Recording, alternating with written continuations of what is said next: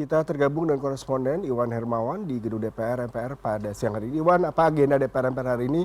Saya membaca adalah pengambilan keputusan penggantian Hakim MK. Seperti apa jalannya rapat paripurna? Apa sudah berjalan? Kemudian mengenai polemik. Tadi kalau kita bicara mengenai tunjangan rumah tempat tinggal anggota dewan, kemudian juga meminta adanya gerbong khusus untuk rokok. Adakah tanggapan dan bagaimana Anda melihat kondisi ini di sana? Silakan dengan laporan langsung Anda, Iwan. Ya baik, terima kasih Yuda, dan betul sekali memang untuk agenda di DPR hari ini memang terjadi saat ini sedang berlangsung rapat paripurna DPR RI yang sebenarnya dijadwalkan pada pukul 10 pagi tadi, namun kemudian ngaret begitu ya karena baru dimulai pada sekitar pukul 11 kurang 15, jadi agak mundur sekitar 45 menit Yuda. Dan untuk agenda paripurnanya sebenarnya adalah yang pertama ada 3 agenda.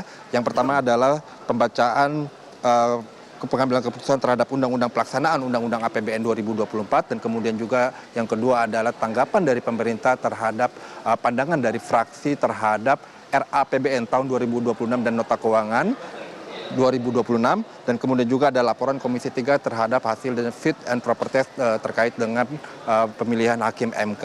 Dan yang pertama tadi dimulai dengan laporan dari Komisi 3 terhadap fit proper test mereka terhadap Hakim MK. Jadi seperti kita ketahui pada kemarin Komisi 3 telah menggelar fit and proper test atau uji kepatutan dan kelayakan untuk memilih Hakim MK baru karena Hakim MK Arif Hidayat ini akan memasuki masa pensiun pada awal tahun depan. Jadi mereka harus memilih Hakim MK untuk mengganti Arif Hidayat, dan Hakim MK yang diuji ini adalah usulan dari DPR, dan kemudian diusulkan adalah atas nama Inocensius Samsul yang merupakan sebelumnya adalah mantan Kepala Badan Keahlian DPR yang telah bertugas di DPR ini selama 35 tahun.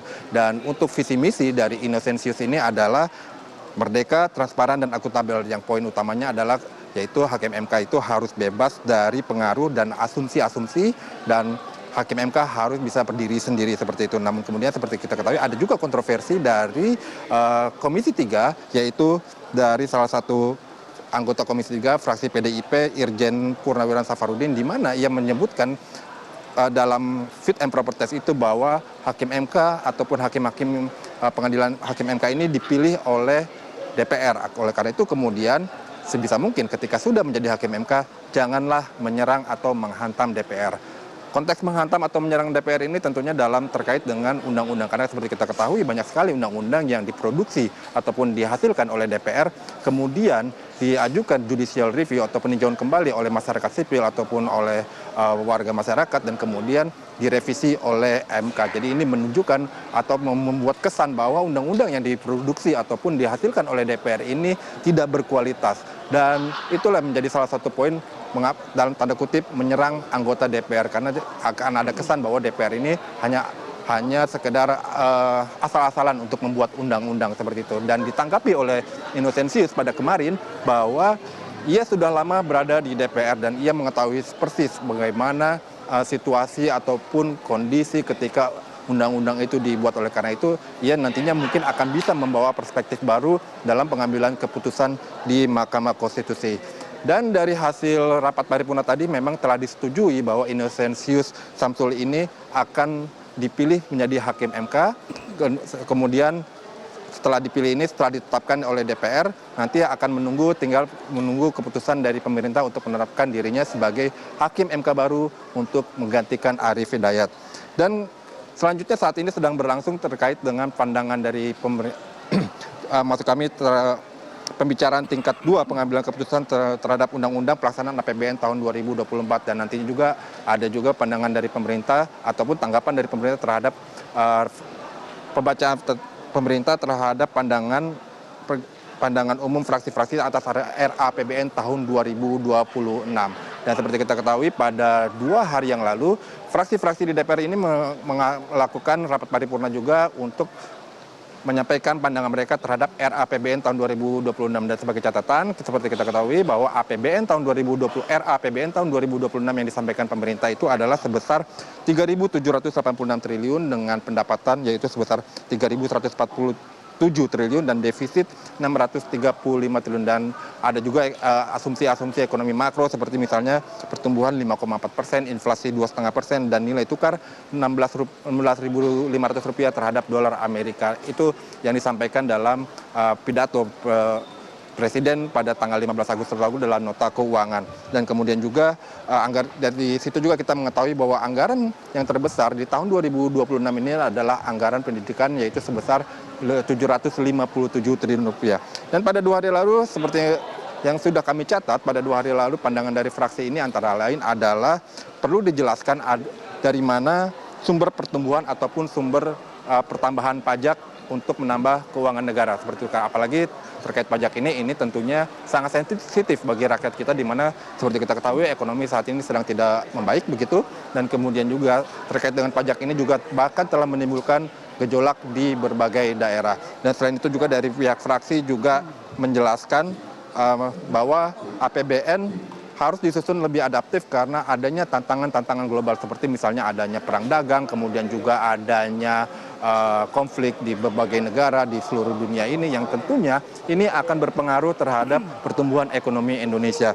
Dan selain itu juga beberapa fraksi pada 2 hari yang lalu sudah menyatakan bahwa mereka mendukung program-program pemerintah seperti misalnya program MBG, program Koperasi Merah Putih, dan kemudian juga program Sekolah Rakyat dan lain sebagainya. Dan saat ini rapat paripurna masih berlangsung dan nanti kami akan sampaikan hasilnya kepada Anda, Juda, dan pada pemirsa di rumah. Nah, terkait dengan beberapa isu yang memang saat ini sedang menarik dibahas di DPR ataupun sedang terjadi di DPR, yaitu mengenai tunjangan di DPR, yaitu pada 2 hari yang lalu memang kami sempat berwawancara dengan Wakil Ketua DPR Adis Kadir dan disebutkan bahwa memang ada tunjangan rumah sebesar sekitar Rp50 juta bagi anggota DPR. Jadi jika kita breakdown, kita urai penghasilan dari anggota DPR, memang untuk gaji pokok anggota DPR itu sebenarnya kecil, hanya sekitar 4,2 sampai 4,6 juta rupiah saja, tergantung dari posisi anggota DPR tersebut, apakah ia pimpinan atau hanya anggota biasa seperti itu.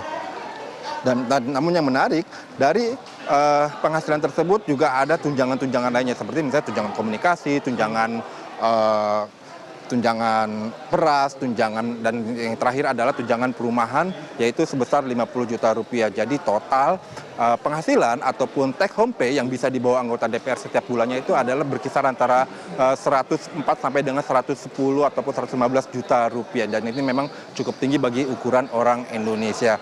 Dan Adis Kadir sendiri menyebutkan bahwa memang ada beberapa tunjangan yang naik. Untuk gaji memang dia menyebutkan bahwa untuk gaji memang tahun ini tidak naik. Artinya untuk gaji pokok itu tetap. Tapi beberapa tunjangan memang naik, seperti misalnya tunjangan beras itu dari awalnya 10 juta naik menjadi 12 juta. Dan kemudian juga ada tunjangan bensin yang awalnya itu hanya sekitar 4 sampai 5 juta per bulan dan sekarang menaik jadi sekitar 7 juta rupiah per bulan. Dan terkait yang kontroversi yang agak menjadi kontroversi adalah terkait dengan tunjangan perumahan. Ini alasannya adalah karena anggota DPR untuk tahun ini, untuk periode 2024 sampai 2029 ini tidak diberikan rumah dinas. Jadi karena itu mereka diberikan semacam tunjangan untuk perumahan ataupun untuk tempat tinggal. Dan nanti anggota DPR bisa memilih sendiri di mana mereka akan tinggal di sekitaran Kompleks Senayan ataupun di Jakarta ini. Dan perhitungannya adalah memang dari keterangan dari Adis Kadir itu menyebutkan bahwa perhitungannya adalah untuk sewa rumah ini adalah sebesar Rp3 juta